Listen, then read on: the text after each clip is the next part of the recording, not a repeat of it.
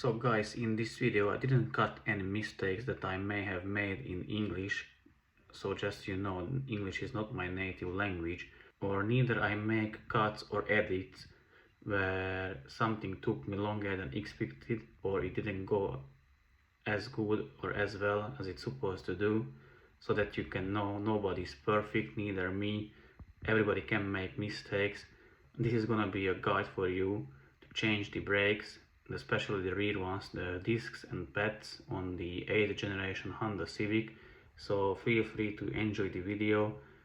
If you feel that this video helped you, consider subscribing or giving it a like. That would help the video to get more attention and would help me a lot. It would be really appreciated. And also if you want to further support me, consider giving super thanks. If it is within your means, that would be appreciated as well. It would help me to grow the channel. So skip the talk and let's enjoy the video. Hey, your favorite YouTube wannabe mechanic is here again.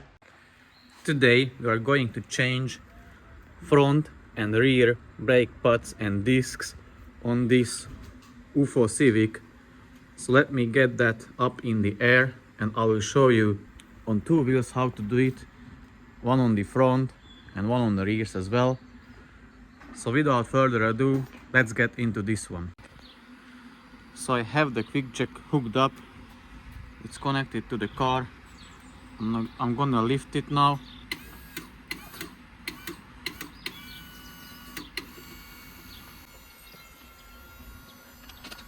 The first position is enough. So I realized that I only have the rear brakes, the rear discs, so I'm gonna do the rear wheels only in this video, because the front discs are still in the transit. So let me jump into this one. In this video I'm gonna guide you through all the necessary and important steps in order to change your rear discs and pads on this UFO Civic. So make sure you stay tuned in to be able to carry out this DIY job at home on your Honda Civic if you happen to own this kind of car or this model. So I did the other side off camera so I can prepare for the video. I'm gonna guide through all the steps you need. Here are the tools that you will need. It's not too much: a hammer, couple wrenches, sockets, and very important is the impact driver, which you can see over there. But I'm gonna show you in a couple seconds how to use that and what for. As you can see, here are two retainer screws for the brake disc. Those hold the brake disc to the wheel hub. So in order to remove, you can try with a regular Phillips head, but I don't really recommend it because you can strip this head off quite quickly and then you have to drill it out or find another method to remove this little screw, which can make your life a lot more difficult than it should be. So I'm gonna use the impact driver and break it loose that way. I'm gonna show you that real quick. So here is the impact driver. It has two directions: left loose, right tight. So basically we're gonna put it on the L because we are going to undo it or loosen this way, but you can check it easily which way it's gonna undo or loosen if you take out the bit and push it against the floor, and when you push, you see it is turning that way. So that's the direction it's gonna break loose, or that's the direction it's gonna turn. So that way you can make sure you're not gonna tighten the screw, but you're gonna undo it. So put the bit inside of the tool, place it securely inside of the head of the screw and hit it with a hammer. And as you can see, it did break loose the screw. Let's repeat the step with the other one as well.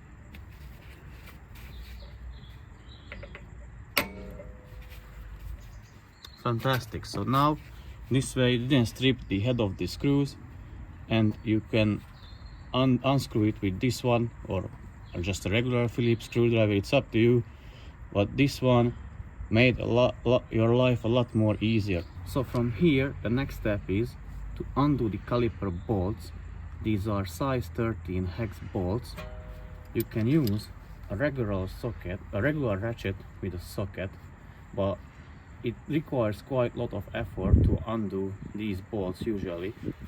So what I'm gonna do, I'm gonna use a swivel head ratchet with the socket, and I'm gonna extend the arm out of the wheel arch with the jack handle and undo it that way, or I'm gonna put it underneath the rear bumper and put the jack handle over it, and then use the leverage, and with less force I can break it loose a lot more easier. Well, let me show you that one, how to do it, or what I mean by that.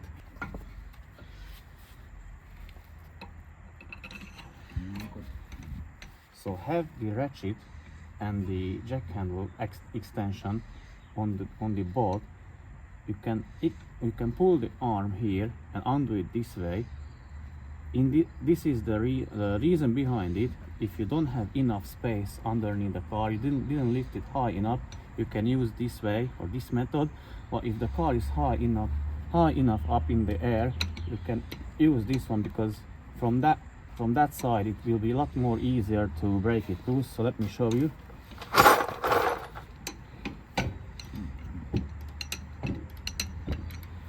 Now it is start to turn, but with this guide pin as well, so you'll need a size 15 wrench, open end wrench here. Insert the wrench here, counter hold it, and then you can start undoing the bolt as well. Repeat the same step for the bottom bolt as well. Let me show you, let me break that one loose as well.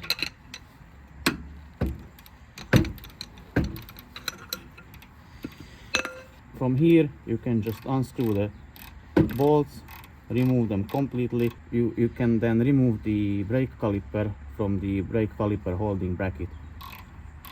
So now it's time to remove the caliper. I'm gonna use a hook and hook it or hang it onto the coil spring.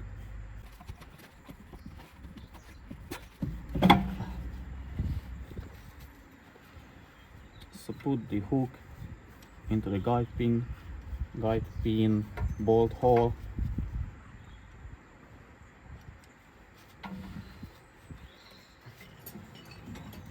and hang it onto the spring. So here you have another two bolts, top and the bottom one, which are holding the brake caliper bracket to the wheel hub. So in order to remove these two bolts, you will need a size 14 hex socket. You can also use a penetrating fluid, so that way it's gonna be easier to undo them or loosen these two bolts. Well, let me show you how to do it.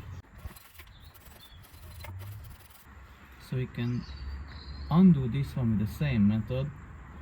Put the ratchet on with the socket and use the jack handle as a leverage, and you can undo it, or you can use the swivel head ratchet and undo it outside of the wheel arch. But I choose this one because I have the car high enough off the ground.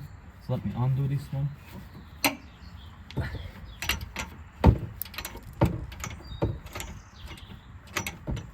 Okay, this one is loose.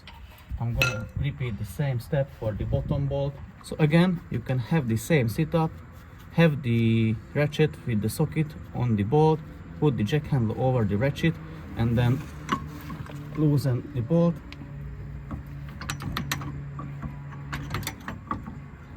Once it's loose, you can remove the jack handle and start to do it with hand only. I'm gonna finish this step off camera, but you can guess the outcome. So once the bolts are removed or off of the brake caliper holding bracket, you can simply remove the brake caliper holding bracket. You can either remove the brake pads before or after, but if you just pull it, it is off. And now you can remove the brake caliper. Now you can remove the brake pads from it.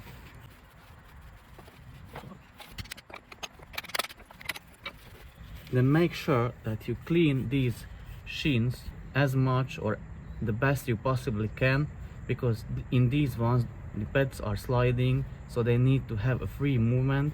I will grease them with a copper spray later, but I will show you that one as well. It is very important so that the brake pads can move freely inside of these ones. And this one also, make sure you do this one and this one as well, otherwise you can have stuck brake pads or squeaky noise from your brakes. At this point you can entirely remove the retainer screws which are holding the brake rotor or the brake disc to the wheel hub. Okay, now you can remove the brake disc or brake rotor, whichever you prefer to call it. I'm gonna show you this method. You just grab a bolt which fits into the jacking hole, you just thread it in, and what's gonna happen when it's gonna get tight, it's gonna push off the brake disc. You have two holes, you can do it like evenly or try only one side and you will see how it will loosen. Okay, it's loose now, and try to remove it. It doesn't come further, so I'm gonna hit it with a hammer from inside, just like this, then turn it, hit on the other side as well, and now I can remove the brake disc. I will clean the wheel hub as well. I'm gonna use a drill with a wire brush attachment. I'm gonna clean it this way, or you can clean it with a manual wire brush, whichever tool you have access to. So make sure it is nice and shiny. Let me show you how to do it. So clean the hub surface.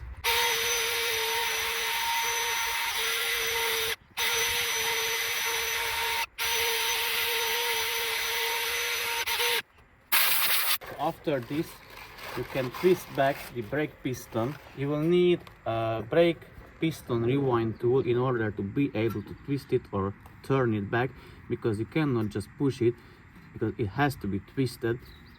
But before you do it, make sure you open the brake fluid reservoir cap in order to let the pressure be able to come out of the reservoir. I'm gonna show you where that is located, inside or within or in the hood or underneath the hood. So open the hood, and underneath you can find the brake fluid reservoir. Here is the cap. Make sure you loosen it or open it, and that way you don't need to fight the pressure which you can have here while pushing back or twisting back the brake piston. So let's twist back that brake piston now. So have a special tool prepared. This is a brake piston rewind tool. It rewinds it to the right direction or right hand direction. You also have the one which is rewinds it to the left hand, so when you turn it left, it's gonna extend, come off of this head or socket. That is usually typical for the VUG group cars, but that doesn't matter. Now we're gonna use this one. Also choose an adapter which fits correctly inside of the grooves or notches of the brake piston. You can see here are 4 notches, so this one fits perfectly.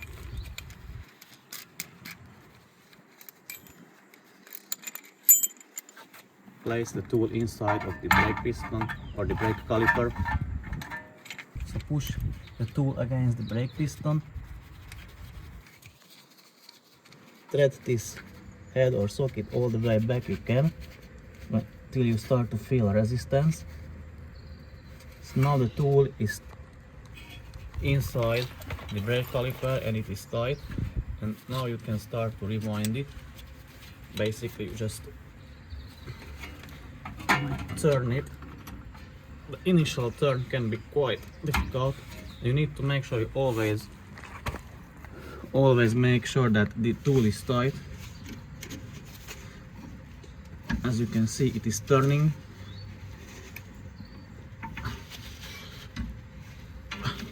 What you want to avoid, that you don't twist this rubber boot or dust cover. If you twist it, release the whole tool and make sure it is straight or it sits straight on the brake piston, because you don't want to tear it or damage this rubber boot, because if you do that you will need to replace this one as well, or at least rebuild the brake caliper itself.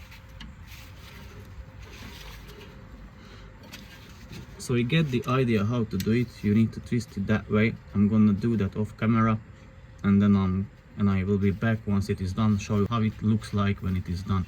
So now it is all the way back in. How do you know that? Basically, when you turn or twist, you will start to feel a resistance, and then you will know that it's enough, so you can remove the tool. So let me remove that one. So at this point, we are halfway through the job. The remaining steps are only the reverse, what we have done so far. So basically, put back the new brake disc, put back the brake caliper guide, and then the brake pads, slide the brake caliper over and secure it, and then finally just put back the wheel and you are done with the job. So I removed these shins out of the brake caliper holding bracket, and you can use a copper paste or a copper spray. I'm gonna use a copper based spray. I'm gonna spray the inside of it so that the brake pads don't stick and they can move freely.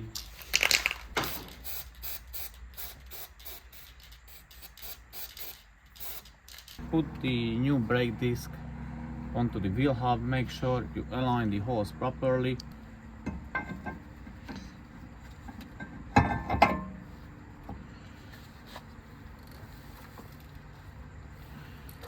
Secure it with the 2 retaining screws. It is perfectly enough if you just hand tighten them. Now you can put the brake caliper holding bracket in its place and then secure it with the 2 bolts.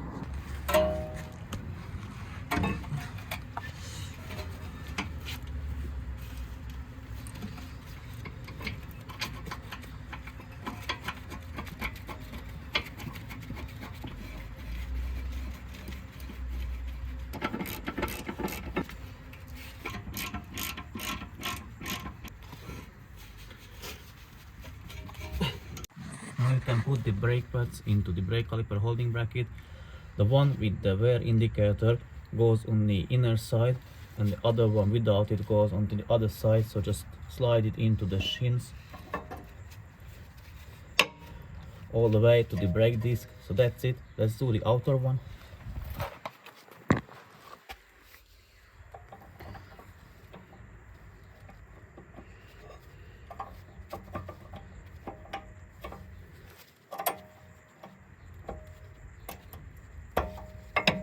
Yeah, just like that. Now you can slide the brake caliper over.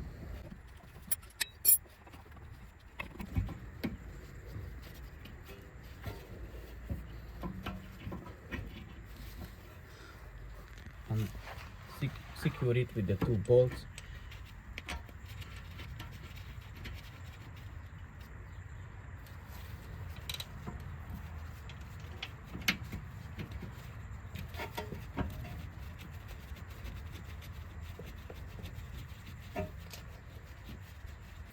So use an open end wrench or spanner, sorry. Hold the inner guide and then tighten the bolt.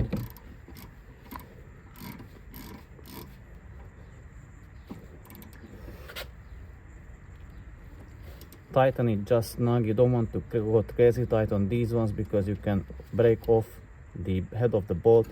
Repeat the same step in the bottom one as well.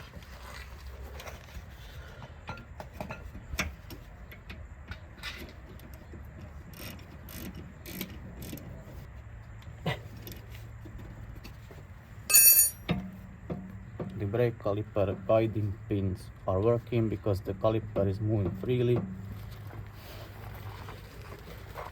And now, as a last step, you can place or put back the wheel, lower the car to the ground, and you can drive off home. Also, make sure you don't forget to close the brake fluid reservoir. So now it's closed, and after that you can close the hood or bonnet.